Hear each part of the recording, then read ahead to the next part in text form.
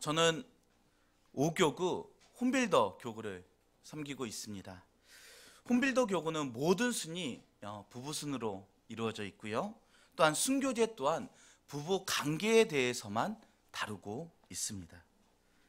그러다 보니까 자연스럽게 이런 부부싸움, 저런 부부싸움 이야기들 많이 듣습니다.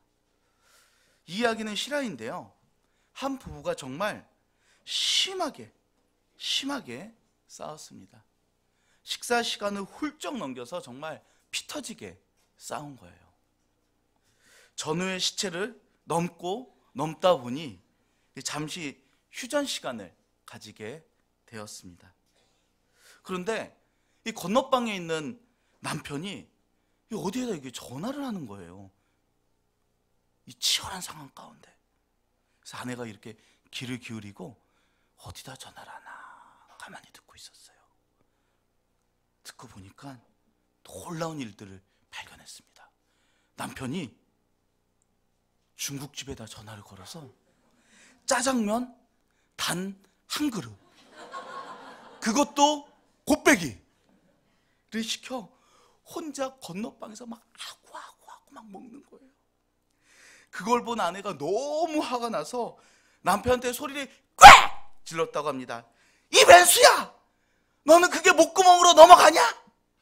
이렇게 꽉 소리를 질렀대요. 그리고 3차 세계대전이 그때부터 막 일어나는데 아내분이 어떻게 그걸 먹을 수 있냐라고 막 하소연을 하는 겁니다. 솔직히 이 이야기 말고도 홈빌더 부부싸움에 관한 에피소드는 많을까요? 적을까요? 여러분 부부싸움 안 하세요? 왜 이렇게 아닌 척 하십니까? 무척 많습니다. 오늘 본문에도 이런 부부처럼 이렇게 피 터지게 싸우는 사람들을 발견할 수 있습니다. 바로 가롯, 유다와 대제사장입니다. 오늘 본문 1, 2절부터 그 장면이 나오는데요. 우리 1절과 2절을 다 함께 읽도록 하겠습니다. 새벽에 모든 대제사장과 백성의 장로들이 예수를 죽이려고 함께 의논하고 결박하여 끌고 가서 총독 빌라도에게 넘겨주니라. 아멘. 대제사장들이요, 예수님을 총독 빌라도에게 넘겨줍니다. 참으로 정말 이상한 장면입니다. 이 부분을 마태복음의 특징으로 이해하지 않으면 결코 이해할 수가 없어요. 가롯 유다가 죽는 장면은요, 사복음서 중에서 유일하게 마태복음에만 기록되어 있습니다. 여러분도 아시다시피 마태복음은 유대인을 위한 복음서예요. 1절, 2절을 유대인들만의 독특한 관점, 그리고 습관, 그리고 문화, 역사적 배경으로 이해해야 합니다. 그래야 정확하게 오늘 본문을 캐치할 수 있어요. 1, 2절뿐만 아니라 오늘 본문 전체를 마태복음의 독특한 관점으로 이해해야 합니다. 유대의 제사장들은요, 왜 이 본문이 이상하냐면 유대의 제사장들은 왕 앞에서도 무릎을 전혀 꿇지 않습니다. 그 정도로 콧대가 높아요. 자존심이 센 거예요. 그 당시 유대인들에게는 사형의 권리가 없었지만 단 한 가지 예외적인 조항이 있었으니 바로 종교 분야입니다. 대제사장이 예수님을 고소한 신성모독이라는 죄는 분명히 종교적으로 사형을 처할 수 있는 아주 무거운 중죄입니다. 로마 정부도 정치적으로 중요한 사안이 아니라면 사형 집행을 허락해요. 그런데 그 새벽에 그들이 예수님을 신문할 뿐만 아니라 총독 빌라도를 찾아가서 잠을 깨워서 사형을 선고해 달라고 간청하고 있습니다. 대제사장들 혼자서도 충분하게 예수님께 사형 집행, 사형 언도를 할 수 있었습니다. 그럼에도 불구하고 대제사장들은 사형 선고를 총독 빌라도, 로마 총독 빌라도가 내려주기를 바랬어요. 강구했어요. 요청했어요. 왜 대제사장들은 사형 선고를 내리지 않았을까요? 이는 핏값에 대한 유대인들의 그 신앙적 믿음 때문입니다. 만약 제가 예수님 시대에 살고 있는데 제가 증언을 해서 한 사람이 사형을 당했어요. 사형 처형을 당했습니다. 그런데 나중에 그 사람에 대해서, 죄에 대해서 알아보고 조사해보고 다시 이렇게 세밀하게 바라보니까 이 사람 죄가 없는 거예요. 그러면 증언한 제가 무척 무거운 책임을 져야 해요. 그 책임이 무엇이냐? 죽은 사람의 핏값을 제가 받아야 합니다. 즉, 그와 똑같은 방식으로 죽임을 당하는 것이 핏값을 받는 거예요. 제가 증언해서 한 사람이 돌로 쳐서 딱 죽임을 당했습니다. 그럼 이 사람이 무죄예요. 그 핏값을 제가 어떻게 받아요? 똑같이 돌로 쳐서 저를 죽이는 거예요. 만약에 내가 증언을 했는데 이게 내가 핏값을 치르게 생겼어요. 그러면 그때부터 증언한 사람은 공포와 불안 가운데 덜덜덜 떨며 삽니다. 왜요? 언제 누가 어디서 나를 죽일지 모르기 때문이에요. 구약의 도피성의 개념이 딱 이 개념입니다.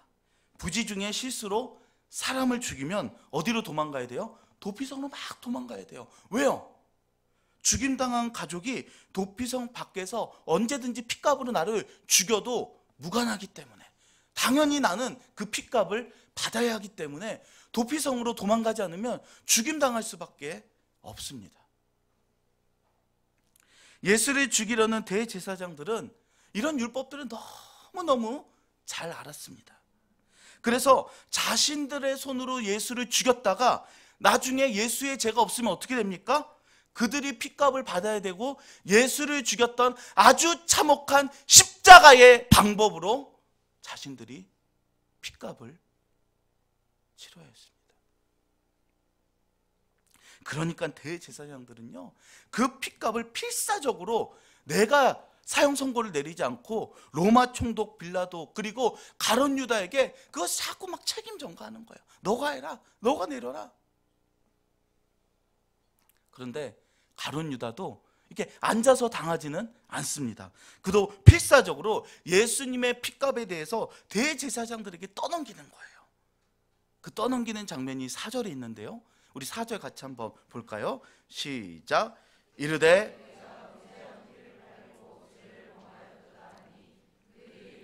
그것이 우리에게 무슨 상관이냐? 내가 당하리라. 이르되 내가 무죄한 피를 팔고 죄를 범하였도다 라고 가룟 유다가 대제사장들에게 말을 합니다. 이 유다의 고백은요, 구약의 속죄 제사를 드리는 사람의 고백과 정확하게 일치합니다. 제사함을 받기 위해서 속죄 제사를 드리는 사람은요, 제물을 가지고 먼저 제사장에게 나옵니다. 그리고 그 제물에 제사장이 아닌 자신이 어떻게 해요? 머리에 안수를 하고 비통한 마음으로 눈물을 흘리며 이렇게 고백합니다. 전능하신 하나님, 제가 이런 죄를 지었습니다. 내가 저런 죄를 지었습니다. 라고 그 제물에게 안수하고 눈물을 흘리며 고백합니다. 그러니까 가룟 유다는 속죄 제사처럼 대제사장들 앞에 나와서 자신의 죄를 고백하는 거예요. 무죄한 피, 예수의 피를 파는 죄를 내가 범했습니다 라고 속죄 제사를 드리고 있는 것입니다. 그런데 제사장의 반응은 어떻습니까? 싸늘합니다. 싸늘해. 가룟 유다를 도울 마음이 전혀 없어요. 오히려 유다가 죄를 스스로 짊어지고 그 죄에 대해서 심판을 받으라, 핏값을 너가 치르라 라고 호통을 칩니다. 사실 대제사장은 사람들의 죄를 씻을 수 있도록 제사를 주관하고 섬기는 것이 대제사장의 사명이에요. 그렇지 않습니까? 그런데 그는 이미 하나님이 주신 거룩한 사명에는 정말 관심 하나도 없어요. 그냥 유다에게 책임을 전가하면서 막 죽음으로 막 내몰고 있습니다. 핏값 네가 받아라. 핏값 네가 받아라. 난 너 제사 못 드려주겠다. 제가 가룟 유다의 입장이 되어 생각을 해보니까요, 너무 억울할 것 같아요. 너무 억울할 것 같아요. 힘도 없고 권력도 없고 돈도 없고 백도 없는 가룟 유다에게 힘과 권력과 권세를 가지고 있는 대제사장이 예수님의 핏값을 그냥 몽땅 뒤집어 씌우니 이게 얼마나 억울합니까? 얼마나 답답합니까? 제가 가룟 유다 입장에서 억울해서 이렇게 외쳤을 것 같아요. 야, 자꾸 핑계대지 말라고. 야, 입장 바꿔서 생각해봐라고. 이게 내 잘못이냐고. 우리 함께 공모하지 않았냐고. 그러니까 내 제사 좀 받아달라고. 내 하나님께 용서를 받게 해달라고. 가룟 유다가 이 시대에 살았다면 너무 억울해가지고 북광장에 있는 노래방에서 이 노래를 불렀을 것 같아요. 왜요? 좀 오래된 노래인데 왜 이렇게 반응이 격하십니까? 김건모의 핑계예요. 제가 이제 고민이 되네요. 지금도 제가 고난주가 아니라 이 노래를 불러야 하나 말아야 하나 엄청 고민했습니다. 그래도 가룟 유다의 심정을 설명하는데 이 노래만큼 좋은 게 없더라고요. 제가 조금만 불러도 괜찮을까요? 조금만. 좀 주무시는 분도 계시고 그래서 잠도 깰 겸 분위기 환기시킬 겸 잠시 제가 한번 불러보겠습니다. 이 노래가 너무 어렵고 엇박이라 조금 틀려도 이해해 주세요. 왜 이렇게 웃으십니까? 분위기 잡을게요. 지금도 이해할 수 없는 그 얘기로 넌 핑계를 대고 있어. 내게 그런 핑계를 대지 마. 입장 바꿔 생각을 해봐. 여기까지 하겠습니다. 더 하다가는 시험 드실 것 같아요. 저도 시험 들고 여러분도 시험 들고 피곤해서 주무시다가 이게 웬 가요야 하고 깜짝 놀라서 일어나실 분도 있을 것 같은데, 이 고난주간에 이렇게 가요를 불러서 혹시 불편한 성도님이 계신다면 용서해 주십시오. 제가 인사를 하겠습니다. 근데 저는 마음이 그래요. 여러분 피곤하시잖아요. 여러분들의 잠만 깨울 수 있다면 전 더한 것도 할 수 있을 것 같아요. 너무 기대하지 마십시오. 가룟 유다와 대제사장들이 서로 예수님의 핏값에 대해서 야, 너 핑계대지 마. 너 잘못이야. 너 잘못이야. 너 잘못이야. 라고 피 터지는 싸움을 정말 그 싸우는 모습을 바라보면서 오늘 말씀을 준비하는 저에게 혹시 나는 책임 전가하는 모습이 나한텐 없나?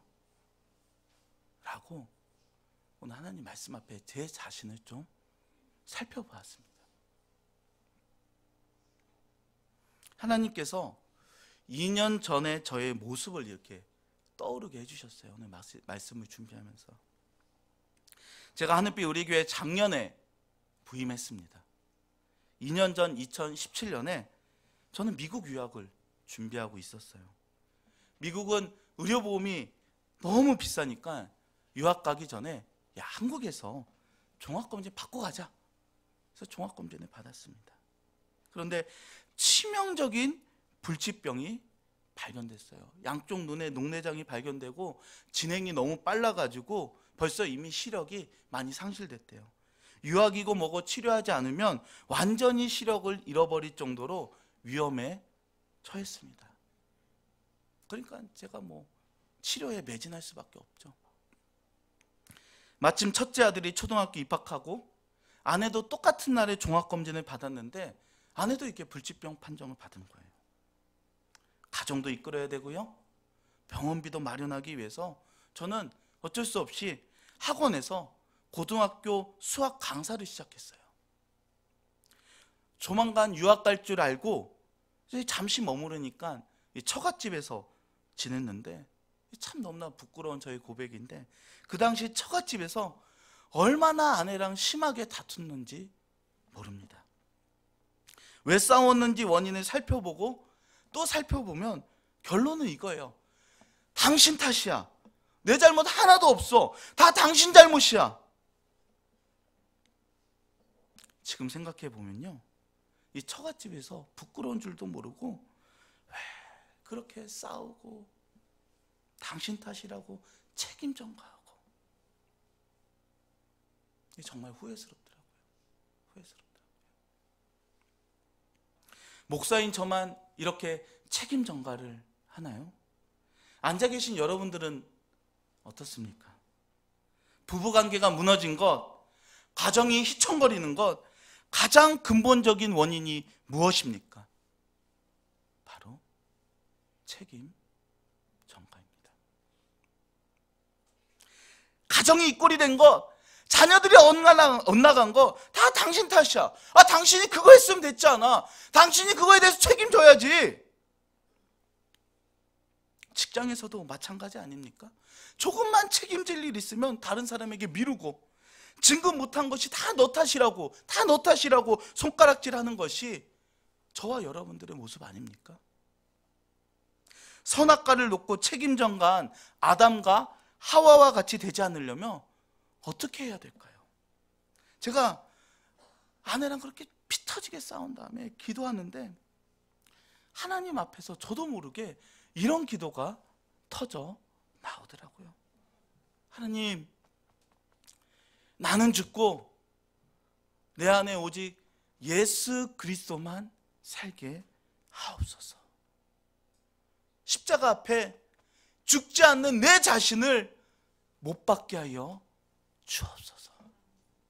이렇게 기도하는데 눈물이 주르르 하면서 막 토해내는 거예요. 하나님, 다 내 탓입니다. 하나님, 다 제 잘못입니다. 하나님, 제가 기도하지 못해서 그렇습니다. 아내는 죄가 없습니다. 저를 용서하여 주옵소서. 용서하여 주옵소서.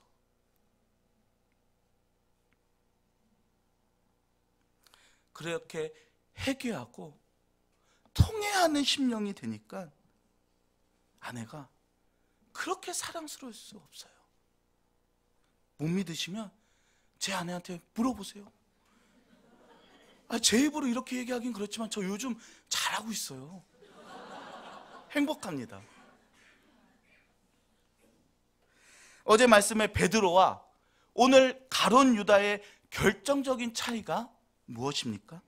베드로는요, 하나님 앞에서 통곡했어요. 심히 통곡했어요. 울었어요.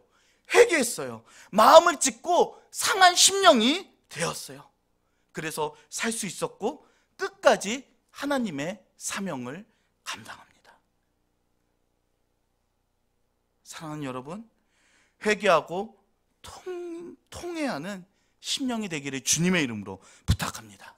하나님 앞에서 울어야 해요. 내 영혼이 먼저 살아야 가정이 살아날 수 있습니다. 하나님과 사람의 관계가 회복되는 유일한 길인 줄 믿으시기 바랍니다. 제사장에게 책임 전가를 했던 가룟 유다. 그런데 그 가룟 유다가 이제 궁지에 몰립니다. 그러자 가룟 유다는 살기 위해서 5절과 6절과 같이 행동을 합니다. 같이 한번 읽어볼까요? 시작. 유다가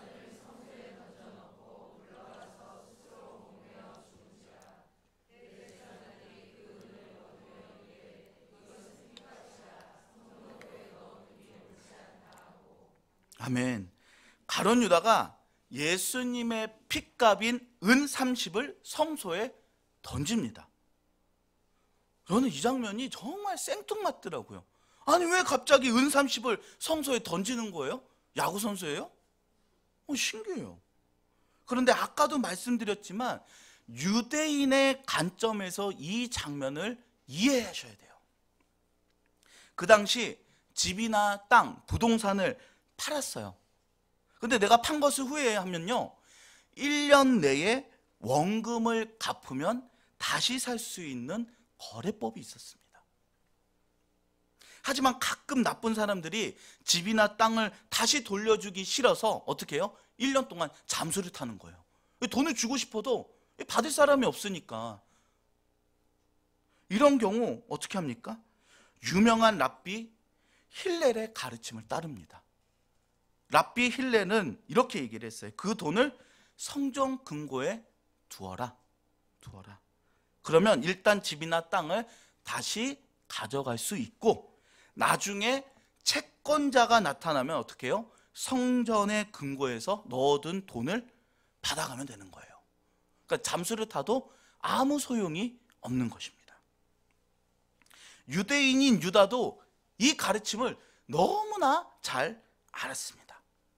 가룟 유다가 성전에 돈을 던진 건 뭐예요? 나 예수님을 팔았던 그 계약 깨고 싶다, 되돌리고 싶다 라는 의지적인 표현인 거예요. 근데 대제사장들에게 찾아가 돈을 주려고 하는데, 또 제사장이 찾아가 속죄 제사를 드리려고 죄를 고백하는데, 대제사장은 차갑게 외면해요. 차갑게 받아주지 않습니다. 받아주지 않아요. 궁지에 빠진 가룟 유다는 고민합니다. 또 고민합니다. 계약을 되돌리기 위해 나는 아무런 잘못이 없어, 나는 죄가 없어, 난 억울해, 난 이 계약을 파기하고 싶어, 예수님 살리고 싶어 라고 외치며 성전의 금고에 돈을 던져요. 그리고 목을 매달아 죽습니다. 가룟 유다가 왜 목매달아 죽었을까요? 바로 수치와 명예 때문입니다. 예수님 시대에는요, 조선시대처럼 명예를 생명보다도 중요하게 여겼습니다. 가룟 유다는 반드시 수치를 씻고 명예를 회복해야 했어요. 여러분 잘 아시지만 수치를 입은 일본의 사무라이가 명예를 회복하기 위해서 어떻게 하죠? 자살하죠. 배를 가르죠. 활복하죠. 그거와 같이 유대 문화도 똑같습니다. 가룟 유다도 예수님의 핏값에 대한 내가 수치를 씻기 위해, 그리고 나의 명예를 회복하기 위해 자살을 선택합니다. 이런 점에서 가룟 유다는 정말 강한 사람이에요. 명예를 지키기 위해 꺾일지언정 굽히진 않겠다라는 기계가 있습니다. 남자로서 명예를 소중히 여기는 훌륭한 성품을 가졌어요. 그러나 이러한 성품이 하나님의 뜻에 합한 것은 아닙니다. 가룟 유다는 하나님 앞에서 죄인의 모습으로 자신의 잘못을 뉘우쳐야만 했습니다. 자신이 죄를 지었다는 것을 분명히 알았다면 회개했었어야 돼요. 통회했었어야 돼요. 거듭나서 구원을 받아야만 했습니다. 사실 가룟 유다는 예수님을 영접하고 중간에 타락한 사람이 아닙니다. 그는 처음에는 예수 그리스도께 속했다가 나중에 변심을 해서 멸망해서 지옥 간 사람이 아닙니다. 사도행전 1장 24, 25절을 보면 가룟 유다에 대해서 묘사를 하고 있는데, 가룟 유다 대신 새로 사도를 뽑는 장면입니다. 같이 한번 읽어볼까요? 24, 25절입니다. 시작. 그들이 기도하여 이르되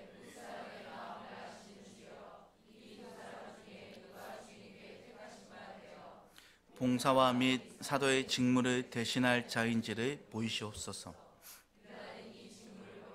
제 곳으로 갔나이다 하고 제 곳으로 갔나이다. 이 부분을요, 영어 NLB 성경에 보면 이렇게 기록합니다. And gone where he belongs. 우리말로 번역하면 가룟 유다는 그가 속해 있는 곳으로 갔습니다. 그가 속해 있는 곳으로 갔습니다. 결정적인 가룟 유다의 비극은 무엇입니까? 그가 예수 그리스도에게 처음부터 속해 있지 않았다는 것입니다. 여러분, 겉으로 보기에는요, 가룟 유다는 자기 인생을 예수님께 바친 사람이에요. 무려 3년이나 예수님을 따라다녔습니다. 3년 반낮 동안 예수님의 가르침을 받고 교훈을 체험하고 기적을 직접 목도한 사람입니다. 그럼에도 가룟 유다는 단 한 번도 예수님께 자기의 마음을 드린 적이 없습니다. 왜요? 예수님과 상관이 없는데. 상관이 없으니까요. 여러분, 가룟 유다의 결정적인 비극은 무엇입니까? 그가 예수님을 팔아버린 행위에 있지 않아요. 그는 예수 그리스도에게 속해 있지 않은 비극의 인물이라는 사실이에요. 오늘 우리가 신앙생활함에 있어 예수님께 속해 있지 않은 그리스도인들이 이 교회 안에 얼마나 많은지 모르겠습니다. 자기의 도덕심, 자기의 윤리, 자기의 어떤 만족감, 자기의 이름을 드러내기 위해 교회 안에서 종교 생활을 하고 있지는 않습니까?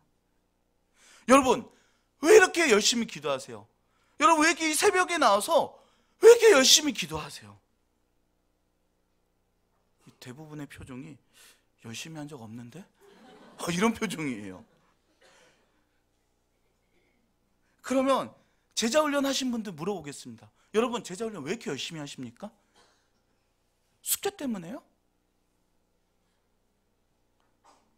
순장님들 왜 이렇게 열심히 사역하십니까? 내가 순장으로 성령 충만해야 영적으로 풍성해서 순원들을 가르칠 수 있으니까. 여러분, 그건 정답이 아닙니다. 저 같은 목사들에게 치명적인 벽이 그거 아닙니까? 목사가 성령 충만해야, 목사가 날마다 성령 충만해야 번듯이 가르칠 수 있고 목회 잘할 수 있으니까 기도도 열심히 하고 말씀도 열심히 읽고. 그게 목사들의 병이에요. 그것은 정답이 아니에요. 내가 예수 그리스도에게 속해 있기 때문에, 그분이 그걸 기뻐하시기 때문에 내가 그분께 자주 나가는 거예요. 왜? 그분 만난 게 너무 행복하니까, 너무 좋으니까, 기도하면서 내 마음을 쏟아내고 내 마음을 토하는 게 너무나 행복하니까 여러분들 이 자리에 나온 것 아닙니까? 우리 신앙생활의 관점이 바뀌어야만 합니다. 베드로의 귀함이 그것입니다. 여러분, 베드로가요, 예수님 막 세족식 하셨잖아요. 제자들의 발을 씻어주니까 베드로는 거부합니다. 주님, 난 씻지 마세요. 도대체 제가 예수님을 씻겨드려야지. 이게 무슨 일입니까? 제가 씻겨드릴 테니까 좀 앉으세요. 그러자 예수님이 내가 너 발을 씻어주지 않으면 너랑 나랑 뭐라고 했죠? 아무 상관이 없다. 관계가 없다. 그 말을 듣자마자 베드로가 황급히 놀라가지고, 주님, 그것도 오버예요. 그렇다면 내 온몸을 씻어주세요. 근데 이게 베드로의 귀함 아니에요? 예수님과 관계하고 싶은 거예요. 베드로와 유다가 결정적으로 주님을 배신하고 부인하는 공통점을 가지고 있습니다. 그렇지만 베드로는 주님과 관계 있는 사람이니까 그 범죄를 주님 앞에 내려놓는 회개가 있었어요. 주님 앞에 울 수 있었어요. 하지만 가룟 유다는 주님과 전혀 관계없는 존재였습니다. 자기 양심에다가 호소해서 살가 소중히 여기는 명예 때문에 목을 메어 자살합니다. 관계가 있냐 없느냐, 그게 결정적 차이예요. 저는 오늘 설교를 이렇게 마무리하고 싶습니다. 사랑하는 여러분, 관계는 은혜의 통로인 줄 믿으시기 바랍니다. 시몬도 열심당원이지만 그는 예수 그리스도와 관계했던 사람이기 때문에 예수님의 영향을 받아 그 인생이 변화되었습니다. 저는 여러분들이 고난주간 십자가를 통해서 무엇보다도 예수님과의 관계가 회복되길 바라요. 예수님과 친밀해지셔야 돼요. 예수님과 마음을 나누셔야 돼요. 저는 오늘 결론으로 하나님이 제게 주신 찬양인데요, 이것으로 결론을 삼으려고 합니다. 가사를 한번 주목해 보세요. 주님과 함께하는 이 고요한 시간. 그 다음 가사, 주님의 보좌 앞에 뭐를 쏟아요? 내 마음을 쏟네. 여러분, 말씀 묵상하고 큐티하고 기도하는 건 다른 게 아니에요. 나와 관계 있는 예수님께 속한 자로서 주님에게 내 마음을 쏟아내는 것, 이게 큐티고, 이게 기도고, 이게 영성 관리예요. 그리고 모든 것 아시는 주님께 감출 것 없네. 어린아이처럼 다 말하고 주님의 얼굴을 보는 것처럼 그 주님 앞에서 춤추는 것. 그래서 결론이 뭡니까? 주님 온마음 다해 주님 사랑합니다. 온마음 다해 주 알기 원합니다. 사랑하면 알고 싶은 거예요. 그때 하나님 아버지의 사랑이 우리 가운데, 나의 심령 가운데 충만하게 될 줄 믿습니다. 우리 이런 마음을 담아가지고 이 찬양을 부를 때 한마디 한마디 심령 속에 살아 춤을 추는 찬양이 되길 원합니다. 주님과